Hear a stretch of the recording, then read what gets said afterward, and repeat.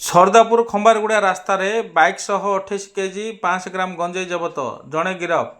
रायगड़ा जिला पदमपुर पुलिस को मिली बड़ सफलता। आज मंगलवार दिन 10टा समय कौन सूत्र खबर पाई पद्मपुर एवं केन्दुगुड़ा पुलिस सरदापुर खंबारगुड़ा रास्तार चढ़ाऊ करथिला। एही समय गोटे बाइक सह 28 केजी गंजेई जबत होईची आ जणे मध्ये गिरफ होईची। गिरफ व्यक्ति जनक होउचंदी गजपति जिलार देवाशीष मंडल। तेबे गंजेई मिलवा पर पद्मपुर थाना आज एक मामला रुजु होईची।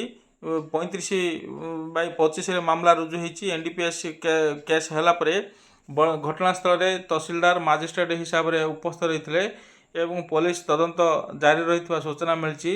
आज मंगलवार संध्या 7टा समय आसामी के कोर्ट फरवर्ड कर आसामी जनक होउचंती आर उदयगिरी अंचलर देवाशीष मंडल।